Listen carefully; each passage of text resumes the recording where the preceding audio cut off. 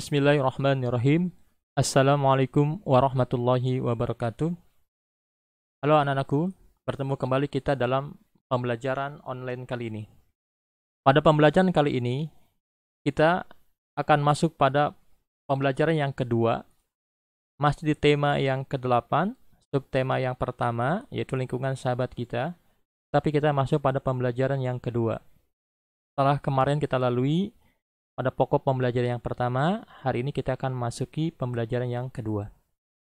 Sebelum itu, Bapak ingatkan, kalian harus selalu tetap semangat belajar, walaupun kita di rumah, work from home, study in home, kalian tetap harus semangat.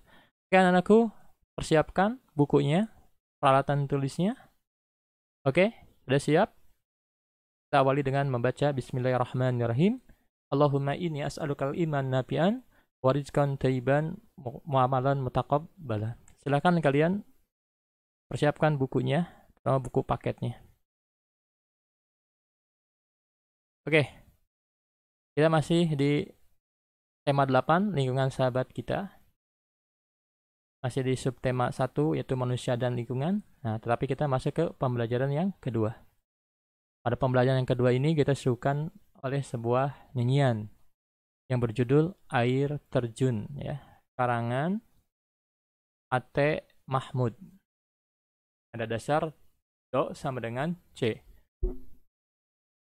Nah, kita ketahui ya, di awal pembelajaran kedua itu disuguhkan tentang sebuah lagu. Nah, berarti kita akan belajar tentang tangga nada ya. Kita udah pelajari. Kita lihat di buku yang satunya lagi. Nah, ini.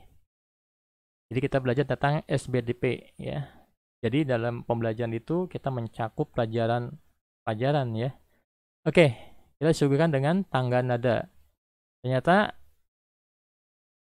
lagu Air Terjun ini adalah tangga nadanya adalah tangga nada diatonis mayor. Ya. Jadi kalian sudah pelajari sebelumnya. Nah, apa itu tangga nada diatonis mayor? Adalah tangga nada yang mempunyai jarak 1, 1, setengah, 1, 1, 1, setengah. Coba kita perbesar. Nah, ini. Jadi, tangga nada diatonis mayor adalah tangga nada yang mempunyai jarak 1, 1, setengah, 1, 1, setengah. Ini. Jadi, C, D, E, F, G, A, B, C. 1, 1, setengah, 1, 1, 1, setengah. Ini tanda-tandanya. Nah, ada banyak lagu yang memiliki tangga nada mayor. Contohnya adalah lagu Maju Tak Gentar, Halo Halo Bandung, Garuda Pancasila.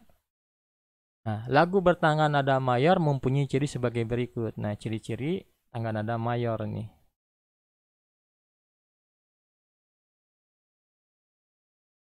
Nada mayor ciri-cirinya.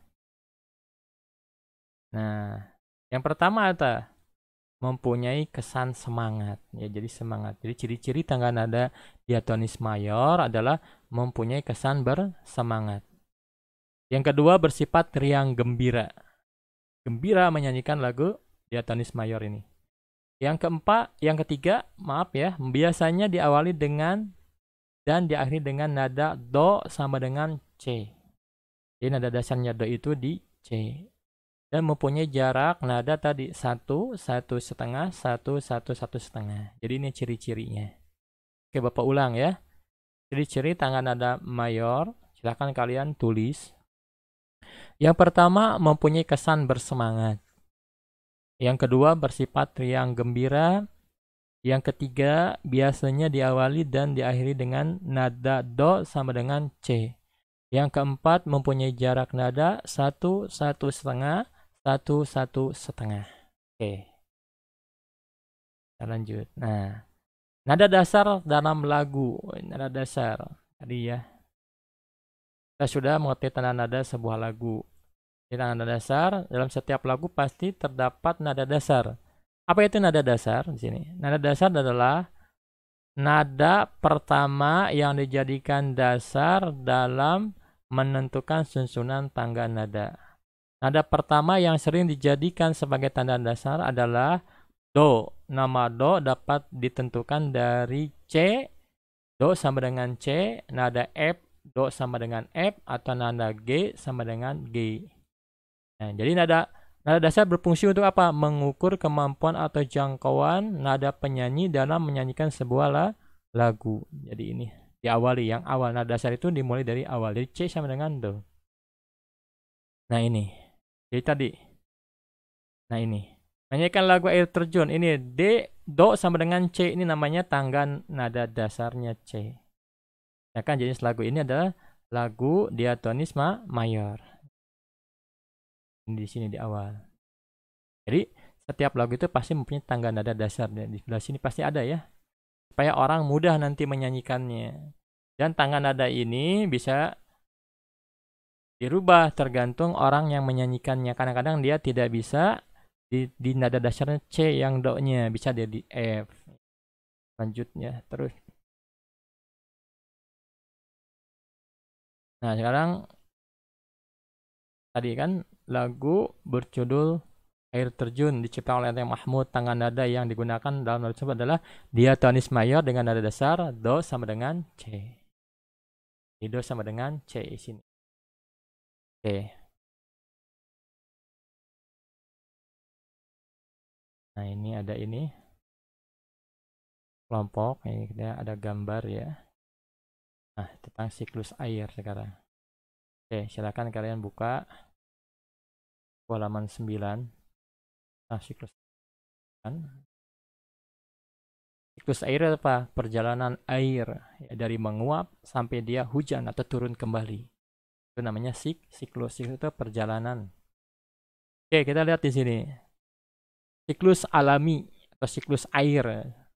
Air selalu tersedia di bumi, sebab air mengalami siklus atau perputaran secara terus-menerus di bumi ke atmosfer. Selama terjadi siklus, air akan mengalami perubahan dari satu wujud ke wujud lain. Siklus air terjadi melalui beberapa tahapan seperti pada penjelasan berikut. Nah, ini lihat, silahkan kalian catat ya. Jadi siklus air itu mengalami yang pertama penguapan atau evaporasi. Penguapan atau evaporasi. Apa itu penguapan atau evaporasi? Adalah proses berubahnya zat cair menjadi uap air. Jadi cair karena oleh panas dia menguap naik ke atas. Evaporasi disebut juga proses penguapan. Ini ya. Dari awalnya air yang ada di permukaan bumi atau di lautan, di sungai, di danau mengalami penguapan. Kenapa menguapnya? Karena terkena sinar matahari dan dia akan naik ke atas, namanya itu adalah penguapan. Kemudian yang kedua kondensasi. Apa itu kondensasi? Pengembunan. Kondensasi adalah proses berubahnya air menjadi zat cair. Uap air menjadi zat cair. Jadi setelah dia naik ke atas ya, nanti berubah lagi karena semakin suhu ke atas itu semakin dingin. Ya. Maka dia akan menjadi kondensasi atau pengembunan. Kembali menjadi zat cair. Ya. Kemudian kondensasi sering disebut juga dengan proses pengembunan.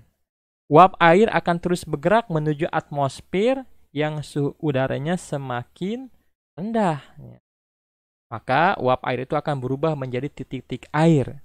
Nah, titik-titik air kemudian berkumpul dan membentuk gumpalan yang sering kita sebut dengan awan. Jadi awan itu yang kita lihat merupakan adalah gumpalan-gumpalan air yang nanti akan jadi hujan.